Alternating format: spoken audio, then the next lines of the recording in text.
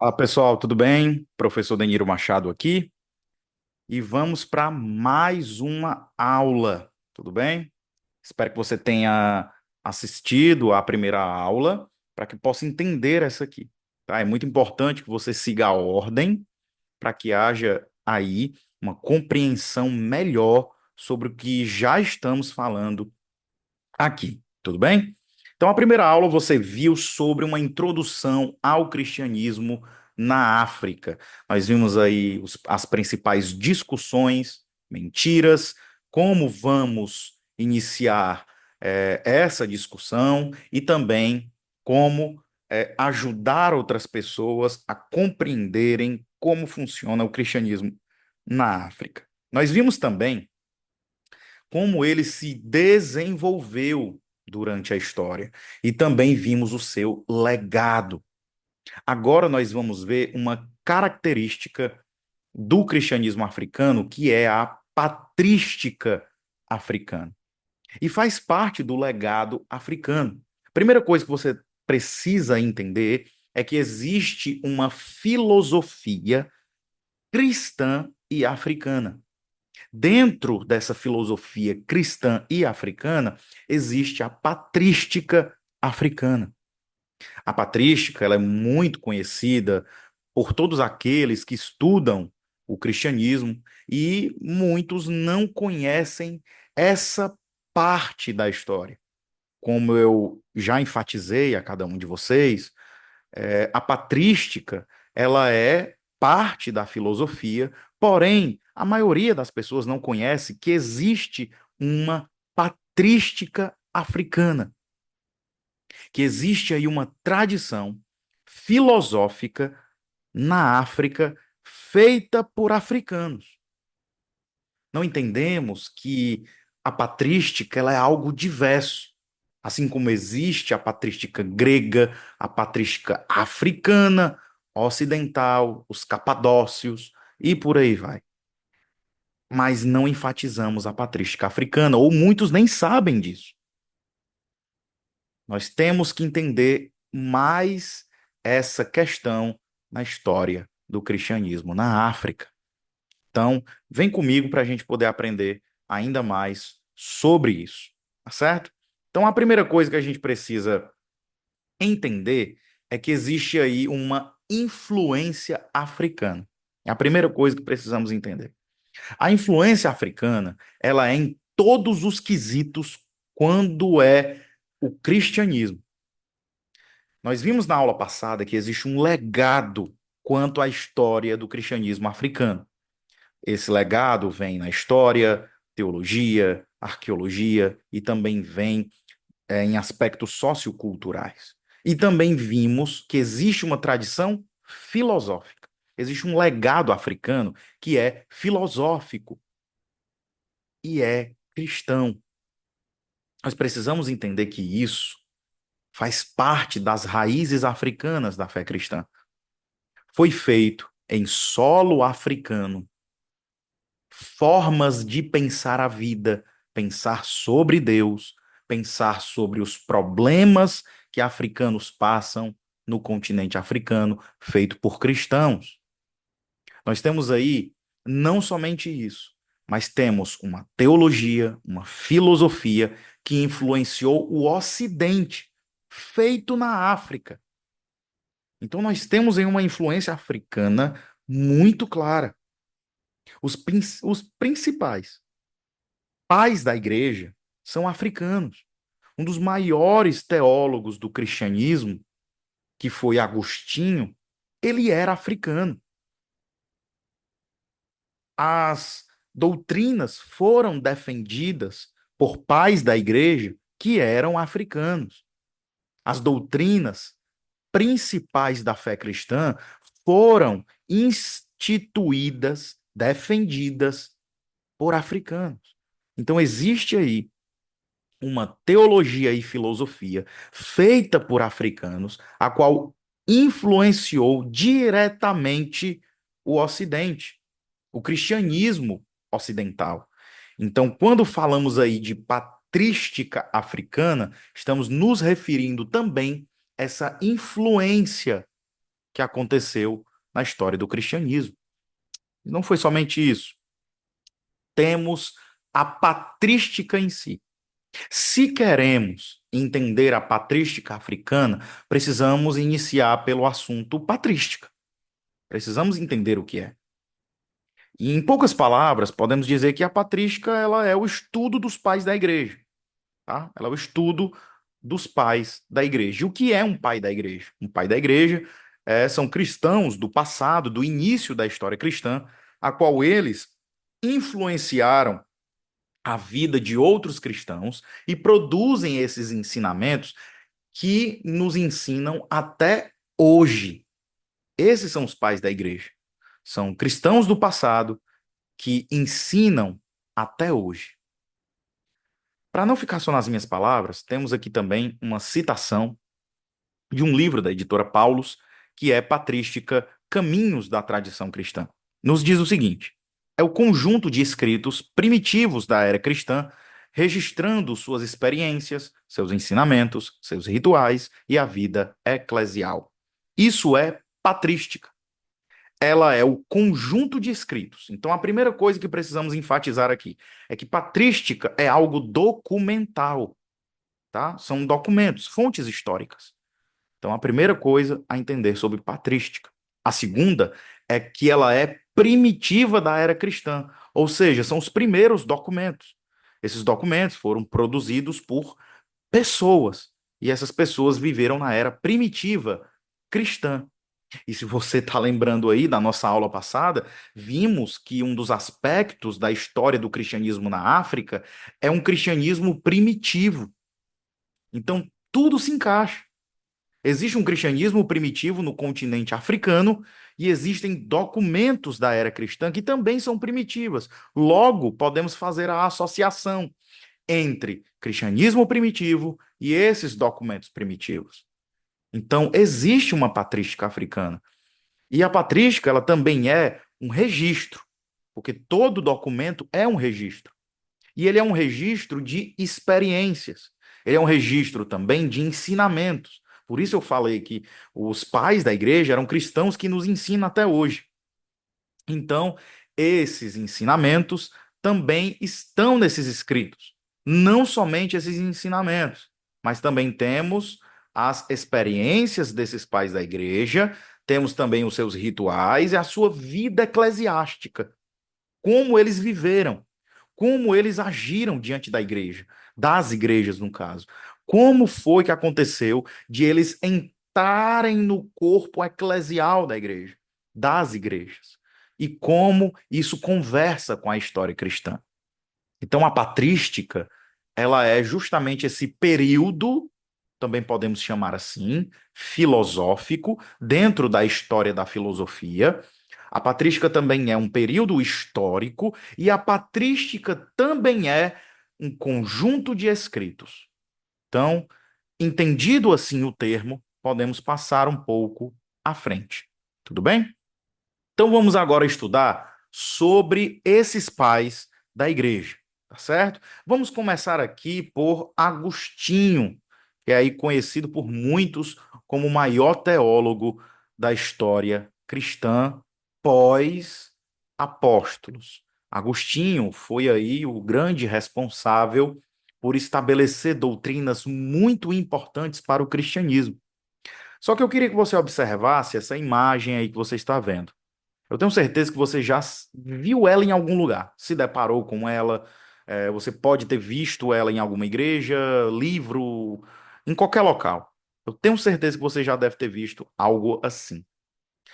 Você consegue perceber algo de diferente nessa imagem? Não?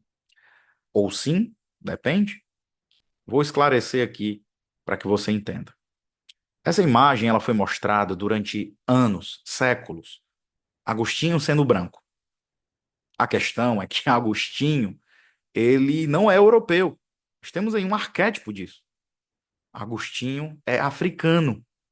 Ao que tudo indica, Agostinho tinha uma outra aparência, como nós podemos ver aqui no ícone etíope. Agostinho era negro ou pardo. Agostinho, ele era da Argélia e foi bispo de Hipona, tá certo? Nasceu aí por volta do ano 300, 354, se você quiser ser mais exato, e o local de nascimento é Tagaste. Como também podemos embasar que Agostinho não era branco? A partir da linhagem de sua mãe, Mônica. Mônica, ela não era só a mãe de Agostinho, mas a etnia de sua mãe era africana, porém indígena. Ela era da etnia berbere. Ela era de uma etnia indígena na África, a etnia berbere, e seu filho também, igualmente africano, nasceu em Tagaste. Então perceba, existe aí um forte indício de que Agostinho era negro. Agora, claro, podemos também dizer que ele poderia ser pardo. Afinal, seu pai era romano. Porém, tudo indica que ele não era branco. É o mais provável. Agostinho, ele teve aí em toda a sua vida uma vida. Claro que não toda ela por completo, mas grande parte de sua vida foi entregue à imoralidade. Antes de Agostinho se converter ao cristianismo, ele era entregue à imoralidade, até que ele tenha uma experiência e então confessa a Cristo e vive aí sua vida dentro da igreja. Agostinho, portanto, se torna, com o passar do tempo, um dos maiores intelectuais da fé cristã, um dos pioneiros quando é no quesito de filosofia, e também desenvolveu diversas doutrinas do cristianismo, como, por exemplo, a doutrina do livre-arbítrio, a qual ele enfrentou Pelágio na defesa com relação do livre-arbítrio, a graça de Deus, a liberdade do homem, onde Pelágio acreditava que o homem escolhia a Deus, enquanto que Agostinho defendia que era Deus quem escolhia o homem, e o homem não tinha capacidade alguma para isso. Agostinho é um dos maiores teólogos e mais importantes da história, é onde nós vemos diversos dos seus escritos sendo falados até hoje. Agostinho não influenciou somente a tradição de Roma. Agostinho também enfatizou a tradição protestante, por exemplo. O calvinismo foi quase que todo baseado em Agostinho. Nós temos aí uma grande ênfase no quesito Agostinho no Ocidente. Para alguns, Agostinho é o pai da teologia latina. Para outros, Agostinho é o grande defensor da predestinação.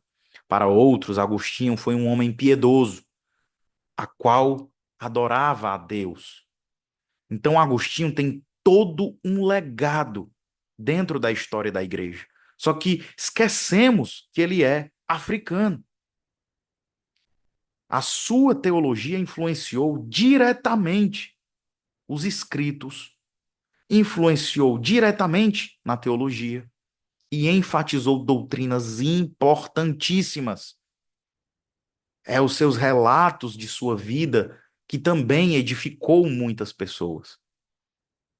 Agostinho é uma prova de que o legado da patrística também é africano. Não foi somente ele, mas Agostinho, ele também foi um produto do seu tempo. Como diz aqui o livro Cristianismo Primitivo no Norte da África, um livro de David Eastman.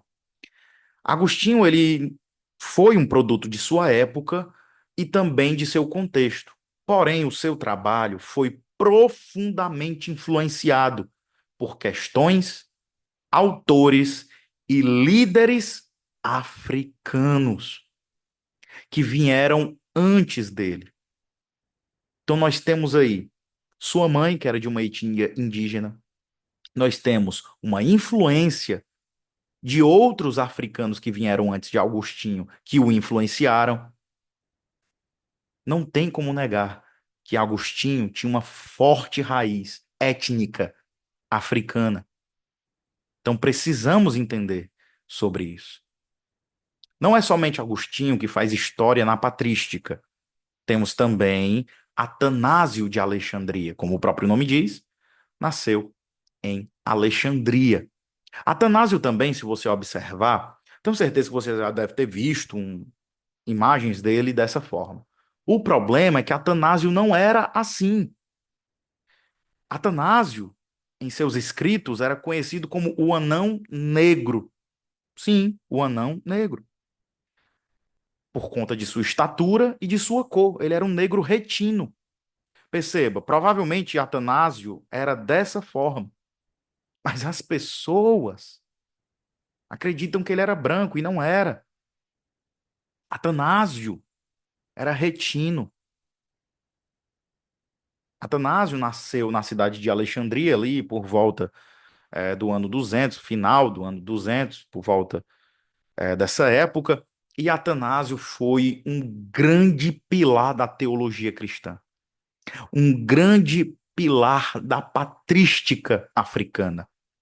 Atanásio, ele fez história em Alexandria na sua defesa da fé cristã. Atanásio, ele atuou mais na área da apologética. Apologética é a defesa da fé. Atanásio, ele defende a fé cristã no sentido de que existiam heresias que estavam surgindo na época, como a de Ário. O Ário, ele produziu uma heresia, que é o arianismo, que colocava, ou tentava, é claro, né? Fazer com que cristãos duvidassem da divindade de Cristo. E também nas questões da Trindade. Atanásio, brilhantemente defendeu a fé cristã e defendeu também a Trindade nesse quesito.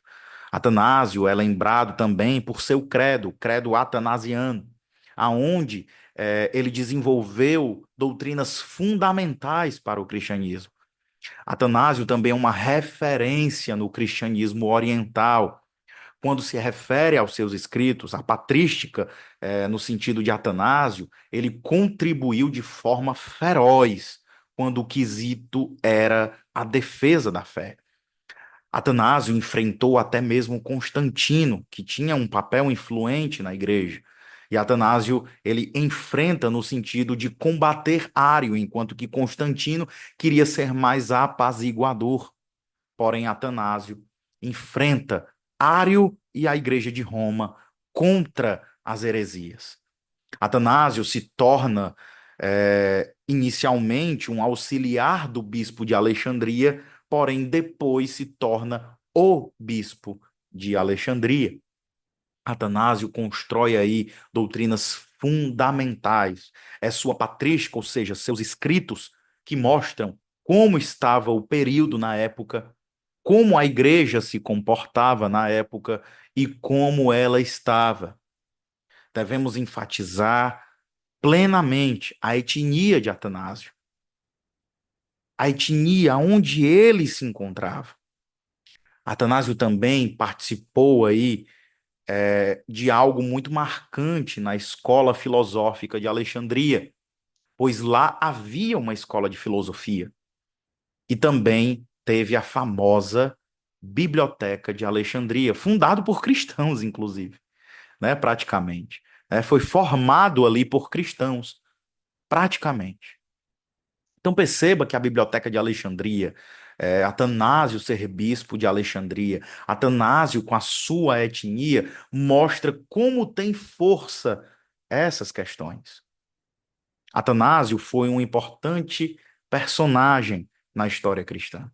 Mas não foi somente ele. Também tivemos Cipriano, Cipriano de Cartago. Viveu aí por volta também do ano 200. Foi Cipriano também, um africano, que enfatizou bastante a questão do bispado de Roma. Cipriano defendia muito essa questão do Papa de Roma.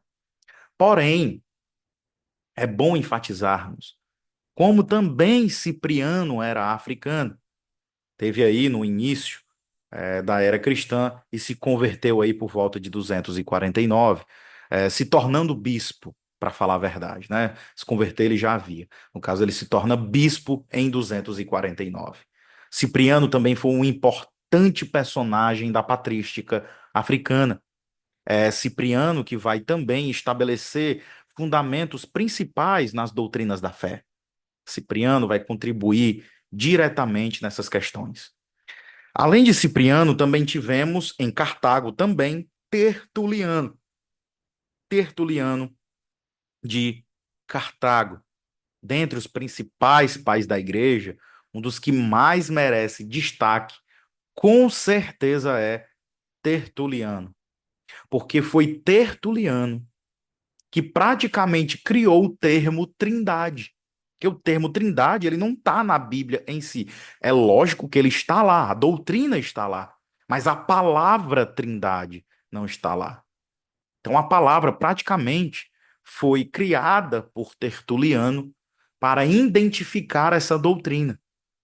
É Tertuliano de Cartago que merece aí esse destaque. Tertuliano, inclusive, ele tinha uma atuação na filosofia muito forte, no quesito patrística. Para Tertuliano, a filosofia, ela de nada servia, mas no sentido de estar longe da teologia.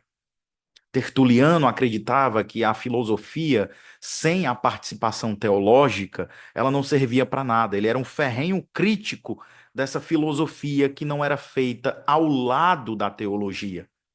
Tertuliano de Cartago, ele também defendeu a fé. Ele foi um forte apologeta, ele foi um forte defensor da fé. É Tertuliano que defende aí a doutrina da Trindade, muito mais do que Atanásio. Tertuliano defende com unhas e dentes a doutrina da Trindade, contra heresias de sua época. É justamente Tertuliano que inicia essa defesa em seus escritos, de forma que é chamado por muitos como um pai apologético. Nós temos aí as classificações patrísticas em pais apostólicos, pais apologistas, que são justamente esses pais da igreja que defendem a fé. E na sua apologia, Tertuliano enfrenta os opositores da fé, os hereges, como Marcião, na carta de Tertuliano a Marcião, onde ele defende a fé cristã. Tertuliano defende a Trindade principalmente. Praticamente aí estabelece, sistematiza, organiza a doutrina da Trindade. Tertuliano foi muito importante no quesito patrística africana. Ele, inclusive, atuou como advogado diante das autoridades de Roma, inclusive.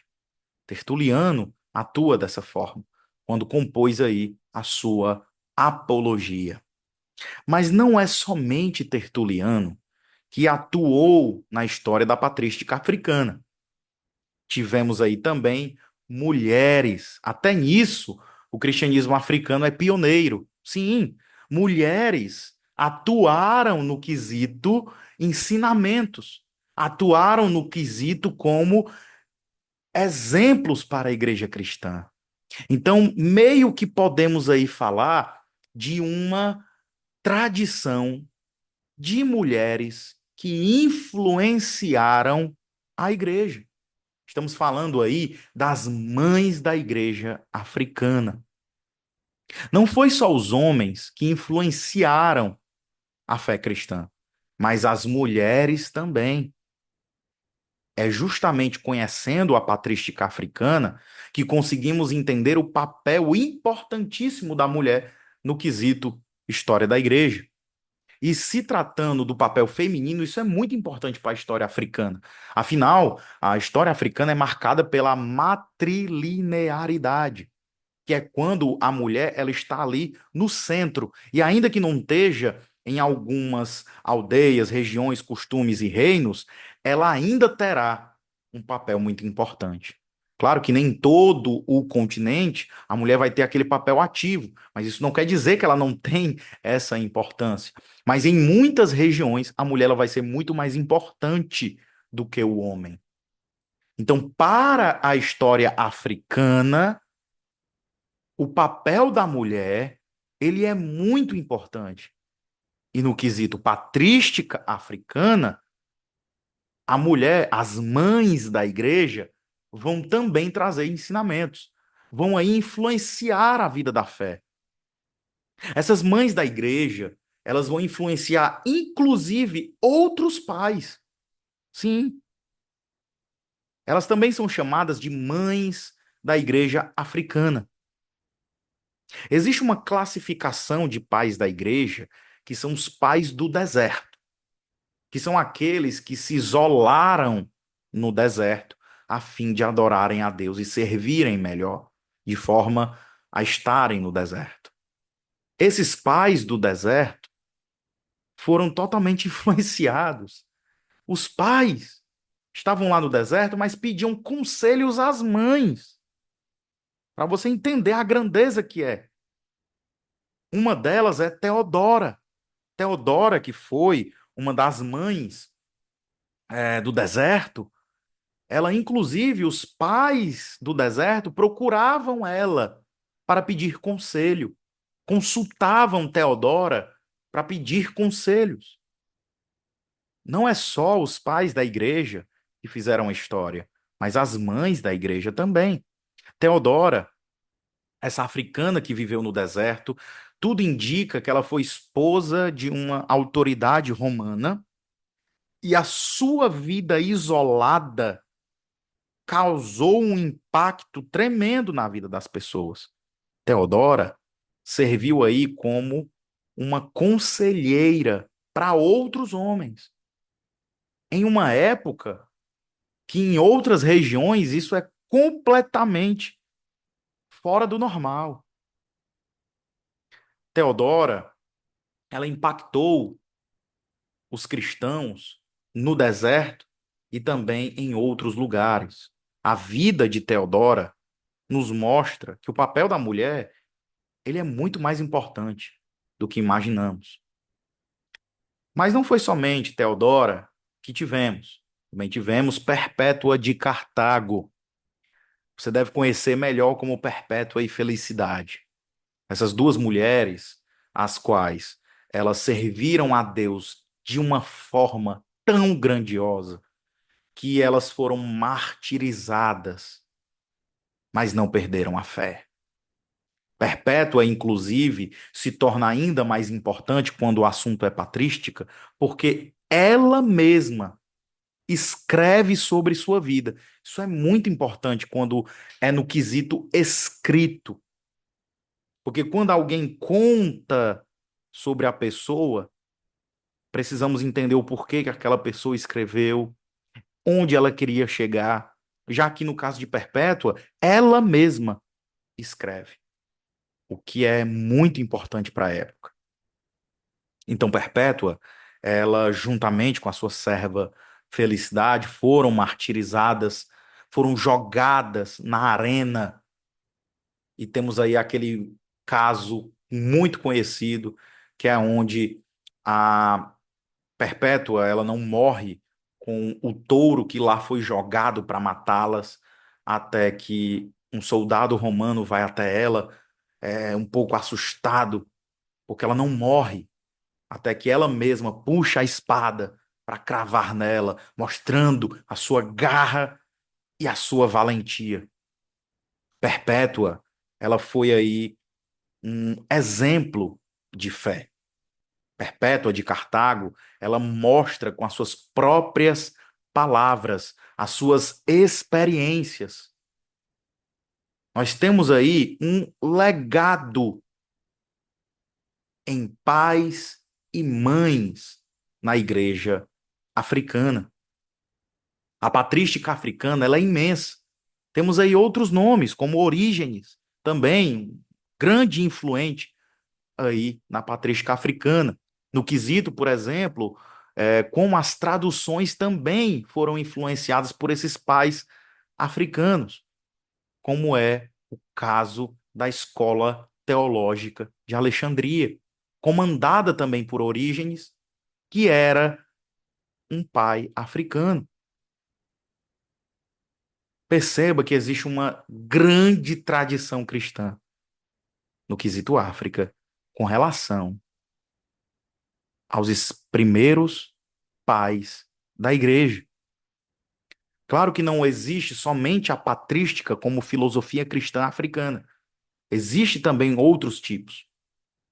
filosofias cristãs africanas. Mas para não ficar só nas minhas palavras, eu quero indicar aqui alguns livros para vocês se aprofundarem sobre o tema. O primeiro deles é, como já havia dito, é o Patrística Caminhos da Tradição Cristã. Um outro também muito bom é o Introdução à Filosofia Africana, e ele tem uma seção somente sobre isso. Um outro livro também focado agora em patrística africana é o Cristianismo Primitivo no Norte da África. E também tem o meu livro As Raízes Africanas da Fé Cristã, onde eu tenho uma seção somente sobre o que nós falamos aqui. Então, eu espero que você tenha gostado da nossa aula, espero que você também tenha gostado da primeira aula, e nós estamos aqui justamente para mostrar todo esse legado da patrística africana. Espero que você tenha aprendido, gostado, e eu encerro por aqui e que você possa se aprofundar. Que Deus possa abençoar a sua vida.